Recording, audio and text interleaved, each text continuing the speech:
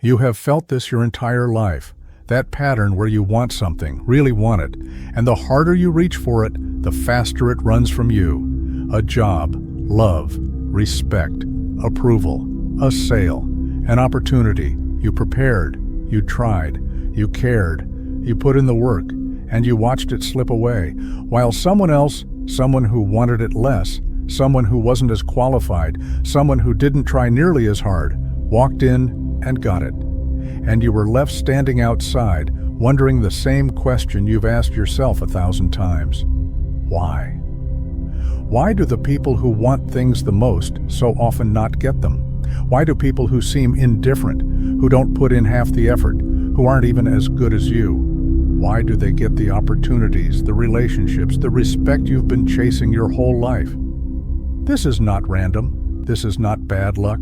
This is not because you're unworthy. What if I told you it's something else entirely? What if I told you that you've been broadcasting a signal, invisible to you but not to them, and that signal has been sabotaging you at every turn? They can smell it. Desperation is not just something you feel inside. It's not private. It's not contained. It's a detectable force that leaks outward, through your words, your timing, your body, your energy, and humans are hardwired to detect it, not consciously. They don't sit there thinking, this person is desperate. They just feel something, a pressure, a discomfort, a subtle wrongness they can't name, and they pull away. You have watched this happen your entire life. You have watched people with less skill succeed while you failed. People who seemed to care less. People who didn't try as hard. And you thought you were doing something wrong. You were, but not what you think. Because here is what you didn't know. When people sense you need them, when they feel that you need the outcome, need their approval, need them to say yes, something shifts. It's not a thought. It's not a decision. It's a reaction. They feel their freedom being threatened. They feel obligation creeping in. They feel the weight of your need pressing against them. And humans instinctively pull back from that pressure. This is not cruelty. This is survival instinct. Because desperation signals something dangerous. It signals scarcity, weakness, lack of options. And on a primal level, the world avoid those who broadcast need. You can say all the right things. You can be polite, be competent, be prepared, be kind. But if desperation is underneath, if that signal is leaking, they will sense it, and they will reject you. Not because of what you said, because of what you signaled. Let me show you what's really happening. Let me expose the invisible transaction that's been deciding your outcomes without you ever seeing it. Every human interaction is answering one question before you even speak. Who needs who more? That question gets answered in the first 3 seconds. Before you introduce yourself, before you smile, before you say a single word, and desperation answers it instantly. You have already lost the negotiation before it begins. Because the moment they sense you need the outcome more than they do, the moment they feel that imbalance, the power shifts. They don't consciously think, I have power here. They just feel it. And when they feel it, everything changes. They relax. They become pickier. They raise their standards. They start weighing their options because they can. Think about the last time you really wanted someone to like you. A new group of people, a romantic interest, a potential employer, a client, anyone. Remember how you acted? You monitored their reactions. You studied their face for approval. You laughed a little too hard at their jokes.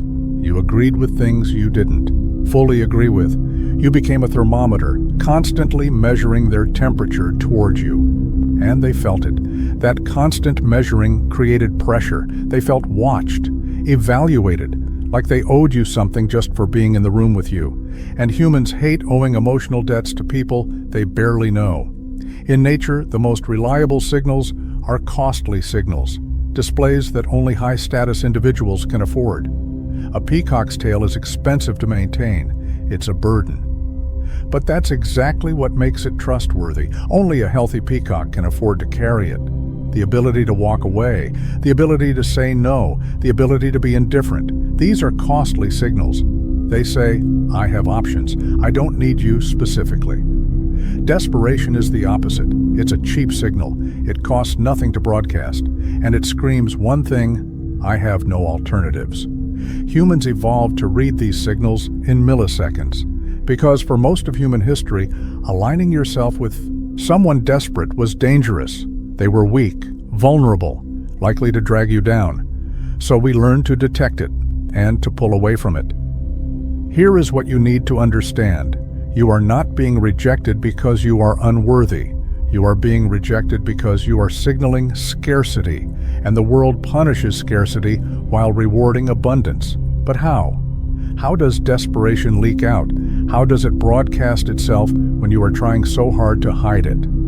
In the next section, we'll expose the silent leaks that broadcast your desperation. If this is making sense to you, subscribe to the channel. Thank you for your support. Desperation does not announce itself. It leaks. Through channels you do not even know exist. It leaks through speed. You reply too fast. You show up too early. You agree too quickly. Speed signals one thing: you have nothing else. No other conversations waiting. No other options pulling at your attention. No life outside of this interaction. When you respond instantly, you are saying, I was sitting here, waiting for you. It leaks through over-effort. You try too hard. You give too much. You do more than what was asked. You volunteer extra work. You go out of your way without being prompted. You over-deliver on everything. This does not look like generosity. It looks like fear. Fear of losing. Fear that if you do not overcompensate, they will see you are not enough. And that fear is visible. It leaks through your eyes. Desperate people have hungry eyes.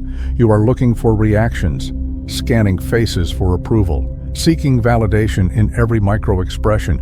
Others feel this. They feel watched, studied, like they are being scanned for signs that you are winning them over, and it makes them uncomfortable.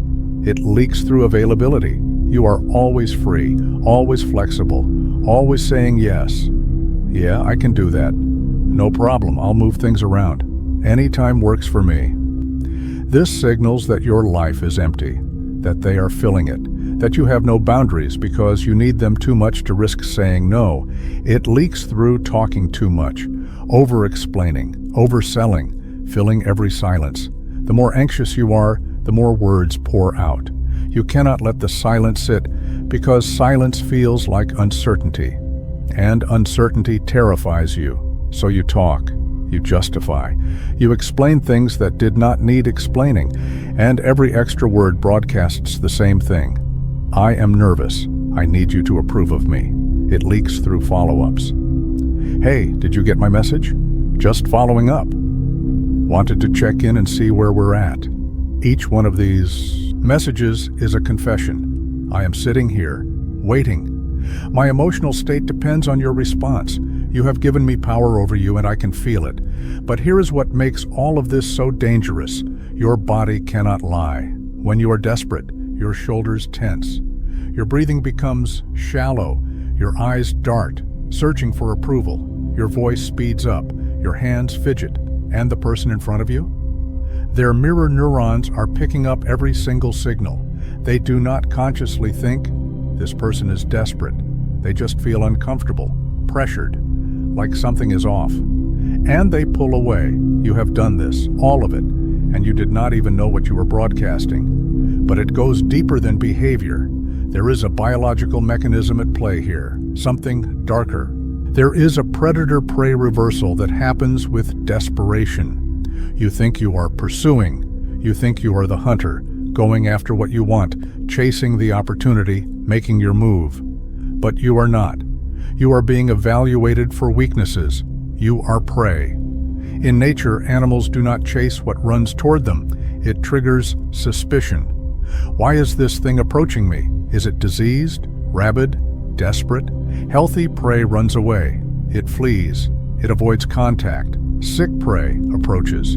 The same instinct operates in humans. When someone comes at you with too much enthusiasm, too much eagerness, too fast, your unconscious flags it. Something is wrong here. Think about a street vendor in a tourist area. They see you, they light up, they chase you down the street. My friend, special price for you? just for you. And the harder they chase, the faster you walk away. Why? Because their desperation signals low value. If what they were selling was actually valuable, they would not need to chase. People would come to them. Now think about a high-end boutique. You walk in. No one acknowledges you immediately. No one rushes over. You have to prove you belong there. You have to qualify yourself to even be served. Which one feels more valuable? The one that needs you or the one that does not? Desperation kills mystery, and mystery is what keeps people interested. The desperate person reveals everything. They are an open book, desperately trying to prove their worth. They answer questions that were not asked. They volunteer their weaknesses, hoping honesty will earn acceptance. They lay all their cards on the table because they think transparency builds trust. But what it actually does is remove all uncertainty. And without uncertainty, there is no curiosity. Without curiosity, there is no attraction. In any relationship, romantic, professional, social, the person who cares less has more power. This is not a game. This is not manipulation. This is the principle of least interest. The person who wants it more must accept the terms. The person who wants it less can dictate the terms. Desperation announces to the world, "I want this more than you do." And in that moment, all power transfers to the other person. They know you will tolerate more, accept less, compromise further because you need them, and they do not need you. And here is where it gets worse, because desperation does not stay static, it accelerates. You want something. You act desperate. People pull away. Now you want it more, because scarcity just increased. So you act more desperate, and they pull away faster. The brutal irony is this: the harder you try to close the gap, the wider it becomes. Desperation makes you reactive. You are no longer acting from your own center. You are reacting to every microsignal from the other person. They become cold. You heat up. They pull back. You lean in. They go silent. You fill the silence. You have handed them the remote control to your nervous system, and they can feel it. Think about texting someone who has not responded. You send one message. Nothing. You wait. The silence eats at you, so you send another. "Hey, just checking in." Still nothing. Now you are spiraling. So you send a third. "Did you get my message?" What you are really saying is, "I am sitting here, waiting for you, just following up." What you are really saying is, "You have power over my emotional state." And by the third message, even if they were genuinely busy, they now feel something else. Pressure. The desperation has created the very rejection it feared. The more you want something, the harder you try. The harder you try, the more unnatural you become. The more unnatural you become, the more they sense something is off. And the more they sense something is off, the more they pull away. This is the desperation death spiral. You cannot perform your way out of it, because the performance itself is evidence of the desperation. And here is the worst part. Desperate people overshare. They tell you their fears, their failures, their needs, their weaknesses. They think this is vulnerability. They think this is building trust. They think this is connection. But what they are actually doing is handing you the instruction manual for their destruction. Now you know exactly what they are afraid of. Now you know exactly what buttons to push. Now you know exactly how much power you have over them. But why? Why does desperation even exist? What causes it? Desperation is a symptom. The disease is an empty life. When your entire world revolves around one person, one job, one opportunity, you become fragile. That one thing carries all your hope, all your identity, all your future, and that weight is visible. It leaks through everything you do. The person with a full life is different. They have hobbies, friends, projects, passions, purpose. So when they meet someone new, it is an addition to their life, not a rescue mission. When they interview for a job, it is an option, not a lifeline. When they pitch a client, it is an opportunity, not salvation. That lightness changes everything.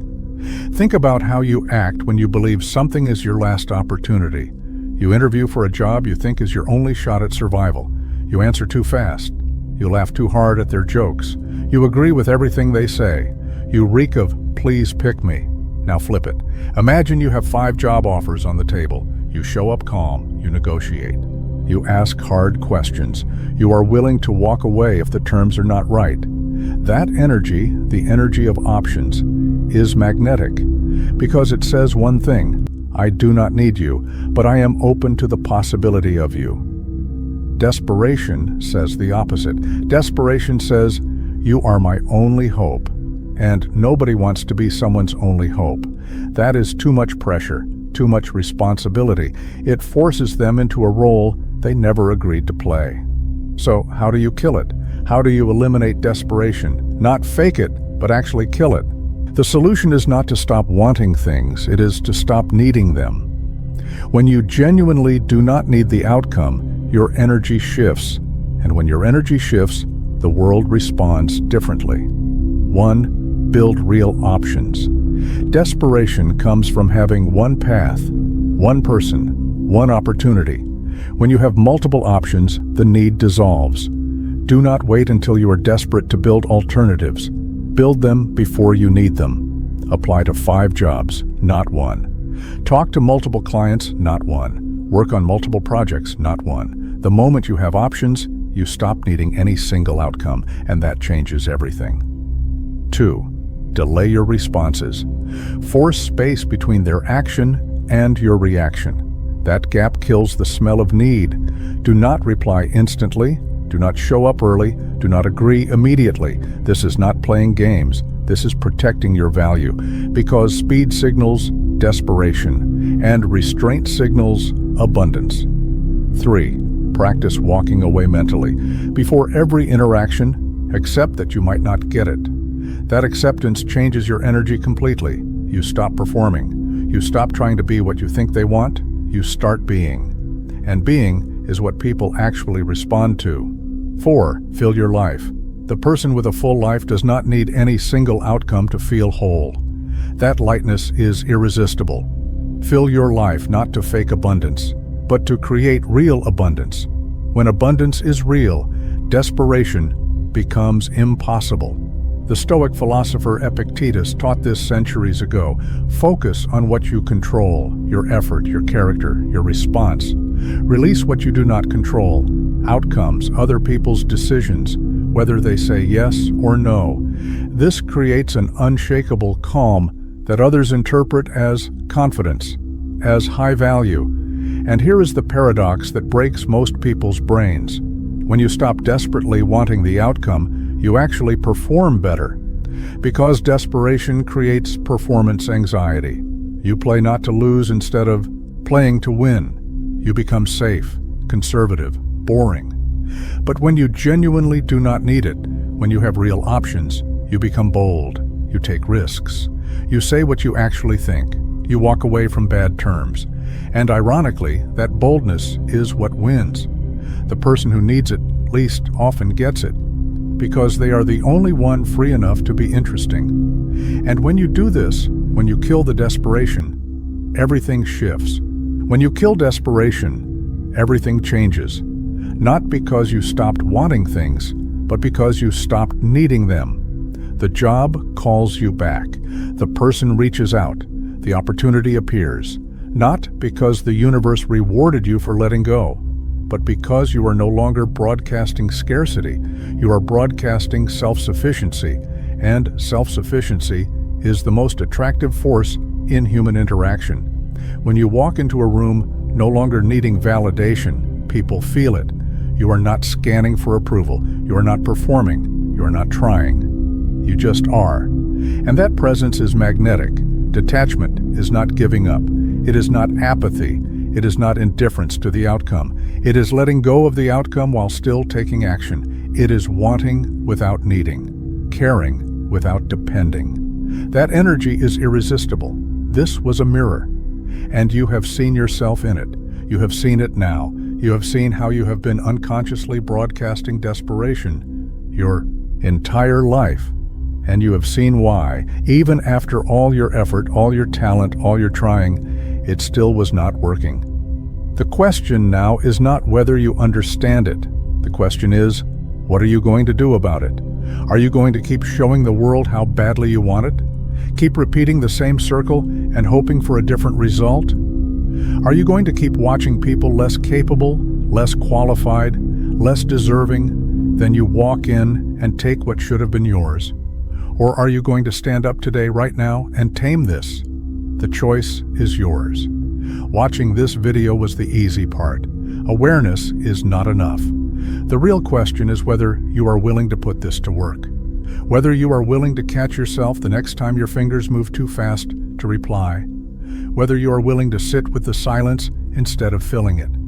Whether you are willing to walk away when every instinct in your body is screaming at you to chase.